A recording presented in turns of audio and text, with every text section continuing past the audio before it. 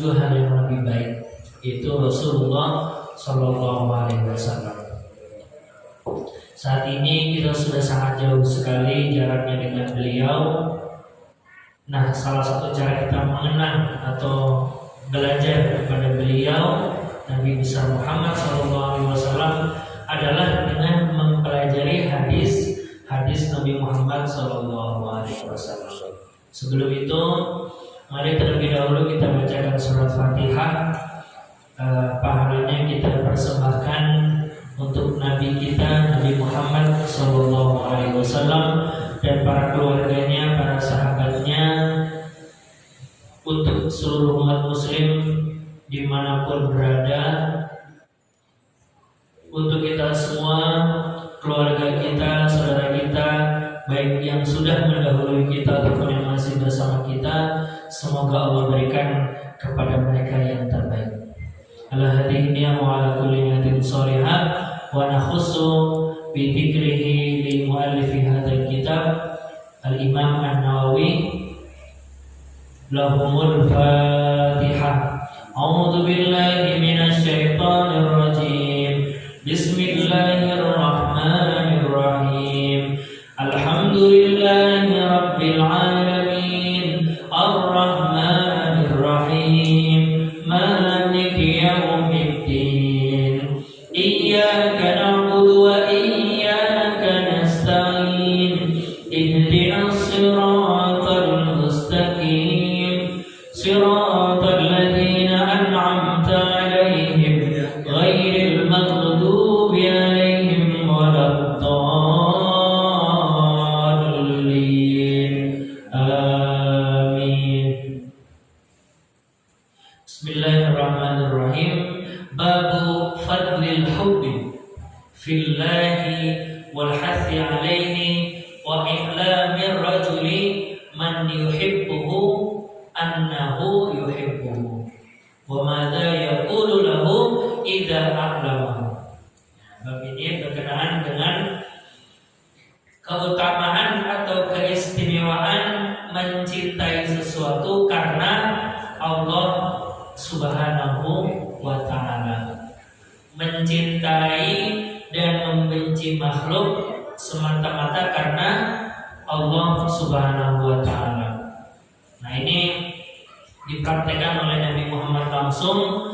Beliau mencintai karena Allah, membenci pun karena Allah. Nabi Muhammad menyayangi saudaranya itu semata-mata memang karena lillahi ta'ala. Begitupun Nabi Muhammad mempunyai paman yang bernama Abu Jahal. Nah, itu Abu Jahal itu, atau yang kita kenal dengan Abu Lahab, itu pamannya Nabi. Bayangin, paman itu kan dekat dengan keponakan. Tapi karena beda agama, karena Allah mengatakan Abu Lahab sebagai musuhnya, nah Nabi Muhammad membenci Abu Lahab atau Abu Jahal semata-mata karena Allah Subhanahu wa ta'ala, bukan karena yang lain.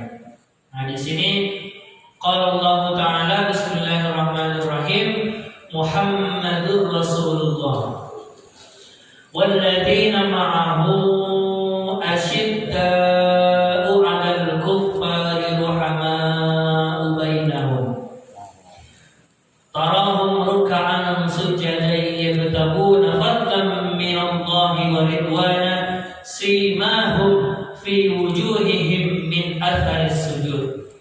Nah, ini dijelaskan tentang Muhammadur Rasulullah, Muhammad Rasulullah dan orang-orang yang beriman. Nah, di sini beliau mengatakan Nabi Muhammad dan orang-orang yang beriman itu mereka asyidda'u 'alal kufar.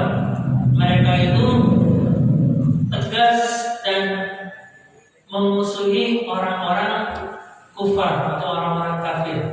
Jadi ketika Nabi Muhammad dan para sahabat bertemu dengan orang-orang kafir Quraisy ketika itu, mereka sangat tegas untuk memusuhi mereka, baik itu dalam peperangan ataupun dalam masalah akidah. Mereka itu sangat membenci mereka. Terbukti Nabi Muhammad itu dalam hidupnya sering kali melakukan peperangan. Ketika itu perang melawan orang kafir dalam perang Badar, kemudian perang Uhud, perang Hudaybiyah dan lain sebagainya. Nah itu tidak lain karena Nabi Muhammad dan para sahabat posisinya sebagai orang Muslim dan musuhnya ketika itu adalah orang kufur ketika itu. Nah, dan dulu mereka kenapa seperti itu karena memang kondisinya mengharuskan mereka untuk berperang antara umat Muslim dengan orang kafir. Ketika itu kondisinya adalah kondisi perang. Tapi kalau sekarang karena kita sudah dilindungi oleh undang-undang, meskipun kita punya tetangga atau punya teman yang beda agama, kita dilarang oleh negara untuk bermusuhan dengan mereka. Dalam banyak Al-Quran disebutkan perangilah mereka yang memerangi kalian. Nah, jadi ada alasan kita harus berani berperang ketika kita memang diusik atau diperangi lebih dahulu oleh mereka. Ruhama bainahum. Nah, Rasulullah itu meskipun tegas kepada musuh, tapi mereka ruhama bainahum, kasih sayang kepada sesama mereka. Jadi kepada orang-orang kafir ketika itu, kepada orang yang mengganggu mereka, Rasulullah membenci mereka, tapi kepada sesama saudara ruhama. Ruhama itu artinya sayang atau lembut kepada sesama umat Muslim, tidak saling bermusuhan ataupun tidak saling mencelakakan. Itu yang dilakukan oleh Rasulullah SAW. Ruhama bainahum. Tarahum ruk'an sujadan yabtaguna fadlan min Allah wa ridwana. Nah, kamu wahai Nabi Muhammad, kamu bisa lihat para sahabat itu yabtaguna fadlan, mereka itu berbuat baik dan mendapatkan keridhaan dari Allah Subhanahu wa taala. Simahum fi wujuhihim min athari sujud. Nah, ini yang sering kita temukan. Orang-orang yang diberikan kemuliaan oleh Allah itu biasanya di sini kata Allah diberikan fi wujuhihim min athari sujud, di wajahnya diberikan bekas atau tanda sujud kepada Allah Subhanahu wa taala. Nah, makanya kadang kita dapati ada beberapa orang yang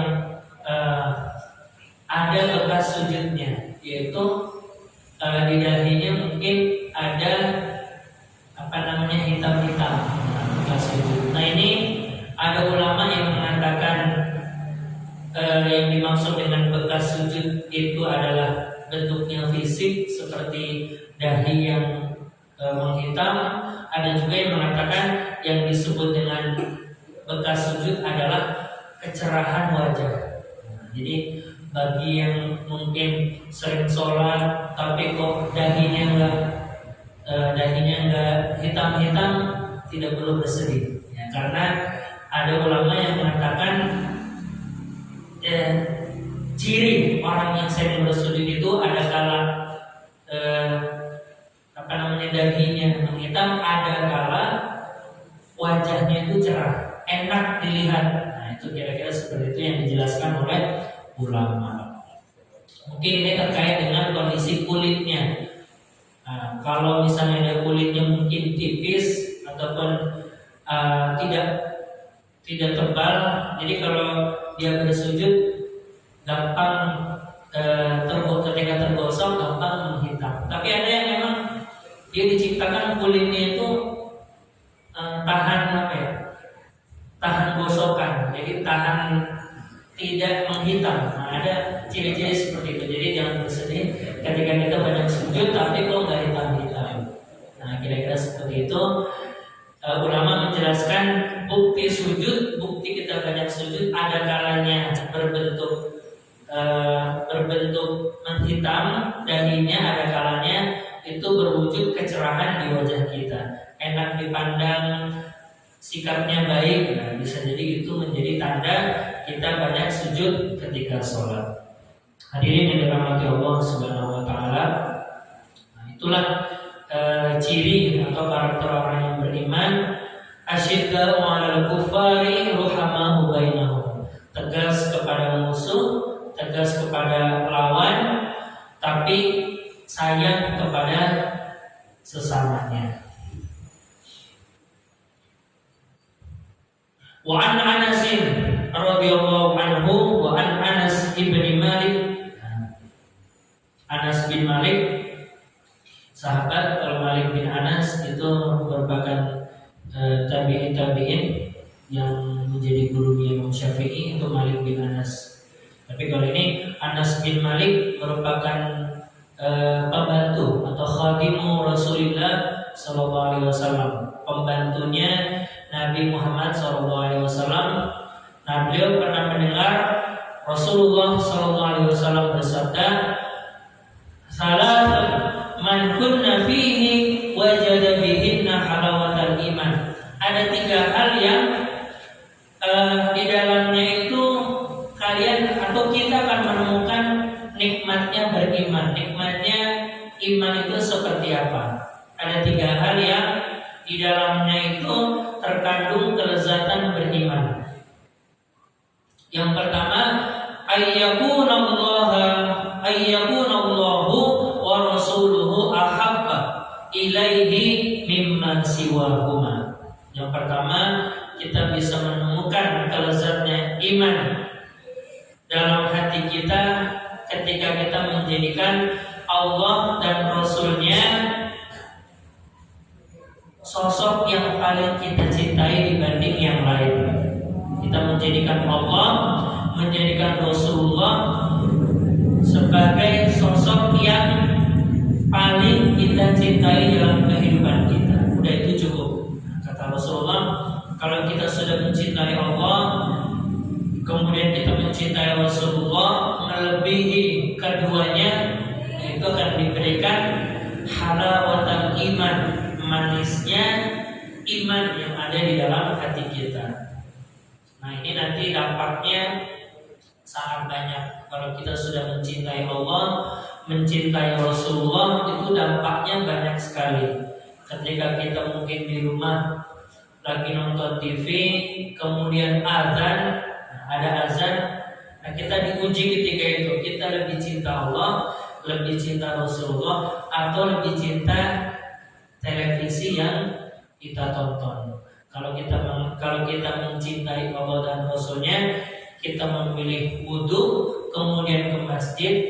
Kalau kita mencintai televisi ataupun artis yang kita tonton, maka kita akan mengabaikan suara azan dan lanjut nonton sampai ketinggalan waktu sholat. Begitupun dalam hal lain, pekerjaan dan lain sebagainya. Nah, ini kita diuji seberapa besar cinta kita kepada Allah Subhanahu wa taala. Dan ini dilakukan oleh para ulama, oleh para sahabat. Mereka itu sangat mencintai Allah dan sangat mencintai Rasulullah. Ada kisahnya sampai seorang sahabat yang ketika dia siangnya menikah, malamnya dia ingin melakukan setelah nikah, melakukan malam pertama, tapi karena ada panggilan perang ketika itu diajak perang. Akhirnya sahabat tersebut yang aslinya malam itu akan berkumpul dengan istri barunya lebih memilih untuk berperang dan berakhir sebagai syahid. Ya, bahkan sehingga diceritakan sahabat tersebut malah bukan malam pertama dengan istrinya, tapi malam pertama atau bertemu langsung bidadari yang ada di surga. Karena dengan kerelaannya meninggalkan kenikmatan dunia, baru nikah, langsung ikut perang dan meninggal dalam peperangan tersebut. Dan banyak cerita-cerita lain yang menjelaskan tentang kecintaan Allah kepada hamba-hambanya yang mencintainya.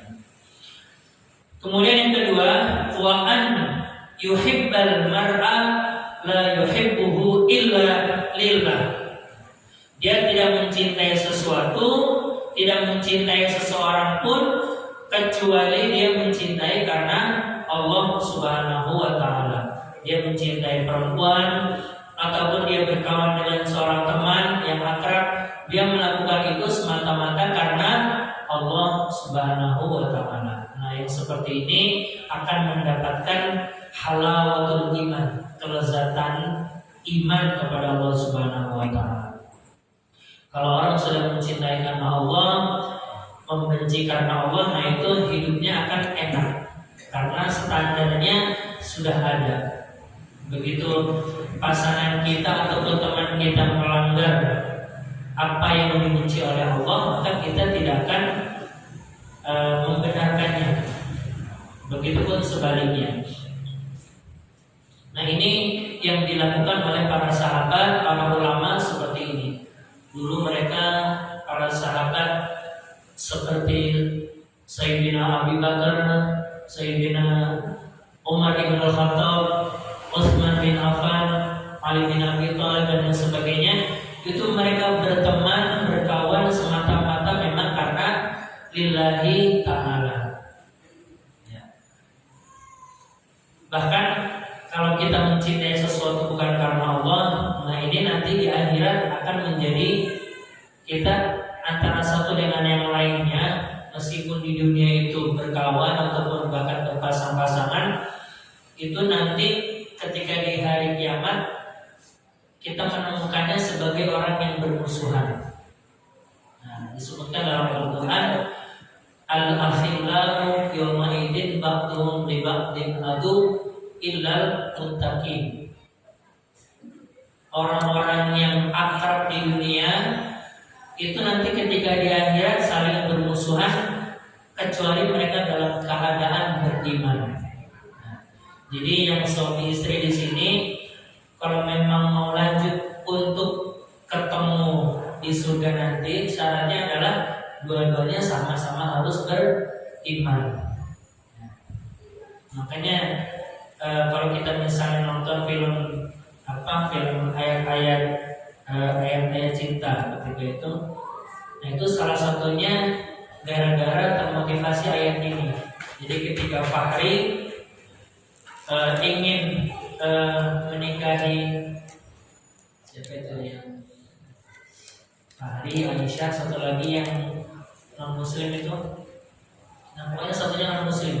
Itu dia pengen cintanya nggak cuma di dunia, pengennya cintanya abadi sampai di akhirat. Akhirnya perempuan tersebut dimasukkan ke dalam Islam dan akhirnya mereka berdua menikah dan akhirnya dua-duanya sama-sama menjadi sebagai muslim.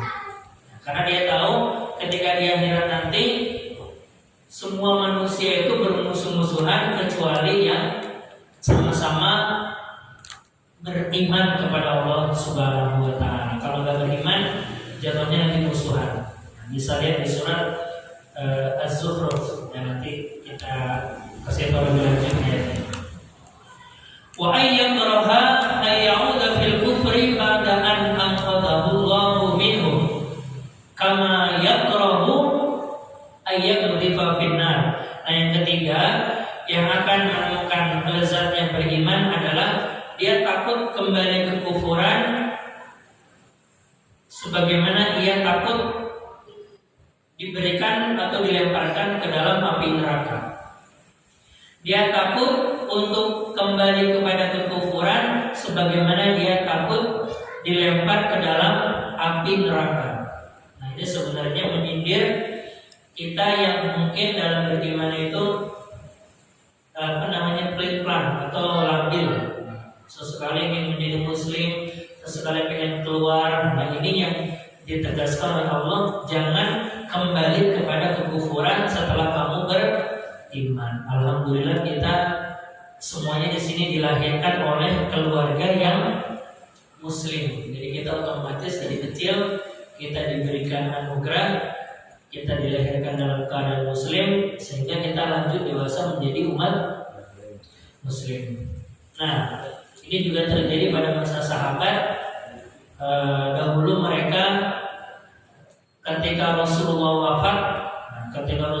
wafat, banyak para sahabat yang memilih kembali ke agama sebelumnya, yaitu kembali ke agama kafir Quraisy ketika itu.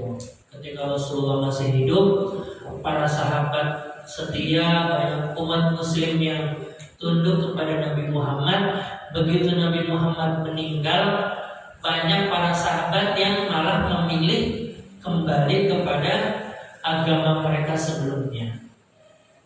Kemudian mereka menjadi murtad, kemudian mereka memilih kembali kepada kekufuran.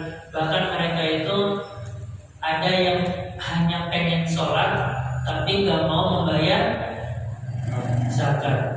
Nah, mereka para sahabat ada yang bilang kepada Abu Bakar, wahai Abu Bakar, kita pengennya sholat doang tapi nggak mau bayar zakat. Gimana menurut engkau? Kata Abu Bakar, nggak bisa seperti itu. Harus kalau udah sholat, dia muslim ya, sholat juga, zakat juga. Nah, makanya ketika itu pada zaman Abu Bakar terjadi yang namanya perang Riddah. Nah, perang Riddah, orang yang tidak mau membayar zakat oleh Abu Bakar diperangi oleh sahabat Abu Bakar dan mereka kalah ketika itu. Jadi mereka hanya memilih untuk kufur, untuk tidak membayar zakat, mereka hanya memilih sholat. Nah, kalau ada seperti itu sekarang, ini kasusnya sama kayak yang terjadi pada zaman Abu Bakar. Dia maunya sholat, tapi misalnya ketika zakat, waktu pembayaran zakat fitrah, pas mau lebaran dia nggak mau bayar zakat. Nah, ini kasusnya sama kayak yang terjadi pada setelah Rasulullah wafat, para sahabat ada yang nggak mau bayar zakat. Nah, ini kalau dulu diperangi, tapi nggak tahu kalau sekarang orang yang nggak mau bayar zakat ya gimana? Dia main biasanya kalau orang yang nggak mau bayar zakat. Sesuai tradisi yang adanya. Nah, dia takut untuk dikembalikan kepada neraka karena dia tidak mau kembali kepada kekufuran. Nah, ini tantangan buat kita juga untuk berdakwah sejauh mungkin. Ya, kita di sini di Indonesia, khususnya di Indonesia Barat ini kita untung karena umat Muslim menjadi mayoritas. Tapi kalau kita berdakwah, biasanya ada lembaga-lembaga seperti dompet duafa itu kalau bulan Ramadan sering mengirim tenaga dakwah ke Prancis, ataupun ke Kanada. Ketika itu salah seorang guru kami, Ustadz Buya Al-Razi yang sekarang lagi terkenal, Ustadz Buya Al-Razi Hashim. Nah, itu beliau pernah mendapatkan kesempatan berdakwah Ramadan di Prancis ketika itu, di daerah Prancis. Nah, kalau berdakwah di sana itu beda karena yang dihadapi adalah orang-orang yang memang bukan agama Muslim. Begitupun ketika kami ke Papua, itu bisa jadi ada semacam persaingan antara ustadz di sana dengan kalau orang Kristen itu apa biasanya? Misionaris. Jadi semacam ada persaingan antara seorang ustadz dengan misionaris, itu mereka rebutan untuk sama-sama mencari jamaah. Ya, kalau ustadz mencari jamaah, mereka juga orang Kristen mencari jamaah agar bisa dimasukkan ke dalam agama mereka. Nah, kalau kita ke pelosok seperti sana, Papua dan sebagainya, itu sangat terasa bahwa kepada orang yang memang belum mengenal Islam. Makanya ada ceritanya orang yang di pedalaman itu dia bisa pindah agama gara-gara satu dus Indomie, gara-gara dikasih satu dus Indomie mereka ingin pindah agama dan sebagainya. Nah, ini perlu dilawan juga dengan kita kasih bantuan kepada mereka sehingga mereka mengikuti agama Islam. Nah, ini yang menjadi PR kita bersama. Hadirin yang dirahmati Allah Subhanahu wa taala. Kemudian hadis berikutnya adalah an Abi Hurairah radhiyallahu anhu Anin Nabi sallallahu alaihi wasallam, dari Abu Hurairah, qala sab'atun yudhilluhumullahu fi dhillihi yauma la dhilla illa dhilluh. Ada 7 orang, ada 7 golongan yang oleh Allah diberikan naungan. Oleh Allah diberikan naungan di mana tidak ada naungan selain naungan dari Allah Subhanahu wa taala. Di sini disebutin 7, ada 7 golongan di sini. Yang pertama adalah imam yang adil, pemimpin yang adil. Di sini adil itu dibahasakan dia mengikuti perintah Allah dan menetapkan sesuatu pada tempatnya. Dia beriman kepada Allah, kemudian dia menempatkan sesuatu pada tempatnya. Kalau misalnya ada uang untuk keperluan negara, yang dia pakai untuk keperluan negara. Kalau ada bantuan untuk lembaga ini, ya dia menunaikan sebagaimana yang diinginkan tanpa berlebihan ataupun mengurangi. Kemudian yang kedua, syabun nasya'a fi ibadatillah azza wa jalla, yaitu seorang pemuda yang tumbuh berkembang dengan beribadah kepada Allah Subhanahu wa taala. Dia seorang pemuda tapi dia tetap beribadah dan tumbuh dalam ibadah kepada Allah Subhanahu wa taala. Nah, yang ketiga, warajulun qalbuhu mu'allaqun bil masajid. Yang ketiga adalah seseorang yang hatinya tergantung kepada masjid. Hatinya itu melekat ke masjid. Ya. Hatinya atau fisiknya itu senantiasa yang dipikirkan adalah masjid. Dia memakmurkan masjid, dia rajin ikut berjamaah. Kalau dia ada waktu kosong ke masjid, pokoknya hatinya itu senantiasa ke masjid. Dia punya uang diinfakkan untuk masjid, pokoknya hatinya itu senantiasa bergantung kepada masjid. Kemudian yang keempat, warajulani tahabba fillah ijtama'a alaihi wa tafarraqa alaihi. Yang keempat adalah seseorang yang berkumpul dan berpisah karena Allah Subhanahu wa taala. Dia berkumpul bersama temannya, berkumpul bersama pasangannya semata-mata memang lillahi ta'ala. Dia menyukai perempuan tersebut, dia berteman dengan orang tersebut semata-mata karena memang Allah juga menyukai orang tersebut. Dia mencintai perempuan ini karena perempuan ini kok ibadahnya bagus, ya, sehingga Allah pasti cinta kepada dia. Nah, dia mencintainya. Dia berteman dengan orang karena orang ini kok sering ke masjid, pasti Allah menyukainya. Dia mencintainya karena Allah Subhanahu wa taala. Kemudian yang kelima, warajulun da'athu imra'atun dzatu mansibin wa jamalin faqala inni akhafu. Yang kelima adalah yang diberikan naungan oleh Allah ketika hari kiamat adalah seseorang yang ketika dipanggil oleh perempuan dalam kondisi sepi, perempuan yang manggil ini cakep, cantik, punya jabatan, kemudian dia diajak untuk melakukan hal-hal yang kurang baik, kemudian dia mengatakan, oh jangan, ini aku saya takut kepada Allah Subhanahu wa taala. Inilah yang terjadi salah satunya ketika Nabi Yusuf alaihissalam digoda oleh seorang perempuan cantik, jabatannya ketika itu menjadi istri seorang perdana menteri Mesir,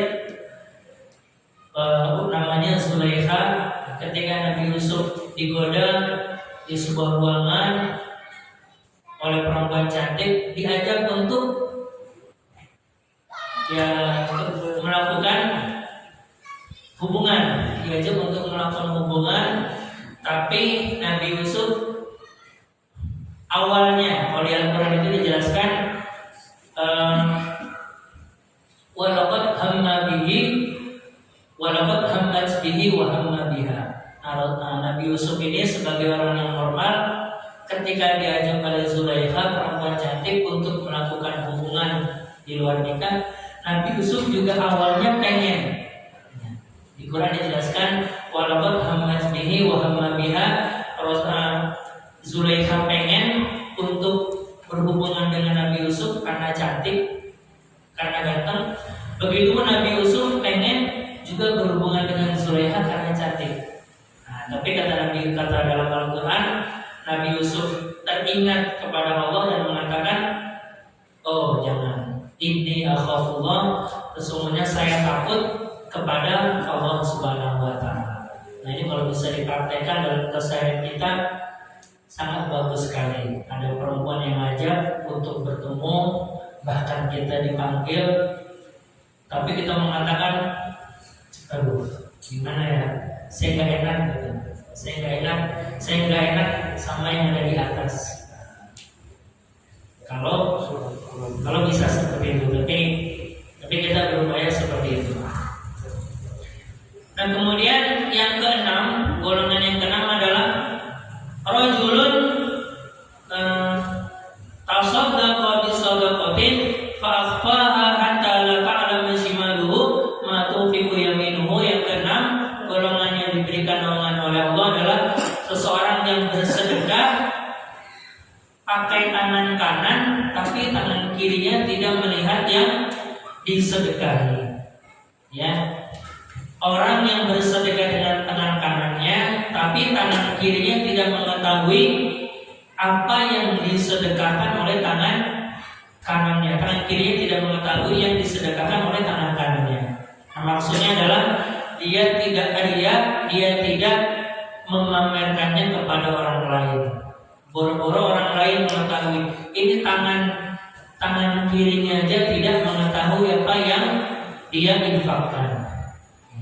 Bukan maksudnya kita bersedekah pakai tangan kanan, kemudian tangan kiri kita diumpetin ke belakang sehingga tidak melihat apa yang dilakukan tangan kanan kita. Bukan seperti itu. Tapi dia murni emang bersedekah tidak ingin dilihat oleh orang lain. Tapi kalau ternyata tetap dilihat, kayak misalnya sholat Jumat ada apa namanya? Ada ini keliling, ada kotak keliling, karena dia bersedekah tapi tetap dilihat orang, ya itu gak apa-apa. Tapi hatinya itu tidak bermaksud sebagai hal yang ria. Kecuali ada kotak amal lewat depan dia, kemudian dia mengeluarkan 100 ribuan, uangnya sangat besar, kemudian uangnya dilebarin dulu atau bahkan dibunyi-bunyikan, kemudian dimasukin pelan-pelan sampai orang-orang melihat dia memasukkan itu, baru yang dimaksud dengan ria. Tapi kalau dia masukinnya biasa aja atau bahkan ditutupin, itu lebih bagus. Dia tidak ria dalam bersedekah. Kemudian yang terakhir, warajulun dzakarallahu khaliyan fafadat aina. Yang golongan yang ketujuh yang diberikan naungan oleh Allah pada hari kiamat adalah seseorang yang dia berzikir kepada Allah secara sembunyi-sembunyi, kemudian fafadat ainahu, air matanya mengalir. Dia berzikir kepada Allah, dia mengaji sendirian ataupun enggak mesti sendirian. Dia misalnya menjadi imam. Biasanya kalau di Mekah itu, kalau lihat di YouTube, banyak imam-imam di Mekah lagi baca Quran, lagi jadi imam, karena saking menjiwainya sampai nangis. Ini yang dimaksud rajulun dzakarallahu khaliyan, dia berzikir kepada Allah Subhanahu wa Ta'ala, kemudian air matanya menetes karena takut kepada Allah Subhanahu wa Ta'ala. Nah, ini tidak apa-apa asalkan dia tidak dilakukan secara sengaja untuk mencari perhatian orang, pura-pura menangis agar dinilai sebagai orang yang khusyuk. Biarkan dia natural. Kalau memang dia khusyuk, pasti dia akan menangis. Pasti setiap masing-masing kita insya Allah pernah mengalami ini semua. Dalam hidup kita pasti pernah ketika sholat kita mengingat sesuatu, mengingat Allah, kemudian menangis. Ya. Bisa karena memang paham ayat yang sedang dibaca, bisa juga karena mungkin lagi kena masalah, kemudian dia sholat mengadu kepada Allah, oh ini masalahnya gede banget sampai dia menangis. Ya. Ada yang menangis karena memang paham, ada yang menangis karena memang kesulitannya sedang berat. Tapi itu semua diperbolehkan karena Allah Subhanahu wa Ta'ala adalah tempat sebaik-baiknya tempat kita memohon pertolongan. Boleh kita menangis di hadapan Allah, boleh kita bahasanya boleh kita celamitan ya. Celamitan itu maksudnya dikit-dikit doa itu nggak apa-apa. Kita minta kepada Allah karena innahu khairu ma'mulin. Allah Subhanahu wa Ta'ala itu adalah sebaik-baiknya tempat untuk kita meminta angan-angan, kita meminta harapan, kita meminta kepada Allah Subhanahu wa Ta'ala. Baik, itu saja mungkin yang bisa kami sampaikan. Mari kita tutup dengan doa bersama. Bismillahirrahmanirrahim. Hamdan syakirin, hamdan naimin, hamdan yuafi ni'amahu wa yukafi mazidah. Ya Rabbana lakal hamdu kama yanbaghi li jalali wajhikal karim wa azimi sultanik. Ya Allah, ya Tuhan kami, berikan kepada kami ilmu yang bermanfaat, ilmu yang bisa kami amalkan dalam keseharian kita. Ya Allah, Allahumma anfa'na bima 'allamtana wa 'allimna ma yanfa'una. Ya Allah, sayangilah kami, sayangilah kedua orang tua kami, sayangilah mereka sebagaimana mereka menyayangi kami ketika kecil. Ya Allah, berikanlah kepada kami husnul khatimah, masukkanlah kami ke dalam surga-Mu dengan izin-Mu ya Allah ya Rabbal alamin. Rabbana atina fid dunya hasanah wa fil akhirati hasanah wa qina adzabannar. Walhamdulillahirabbil alamin. Terima kasih atas segala perhatian. Mohon maaf apabila ada kekhilafan. Mari kita tutup dengan baca hamdalah dan doa kafaratul majelis. Alhamdulillahirabbil alamin. Subhanallah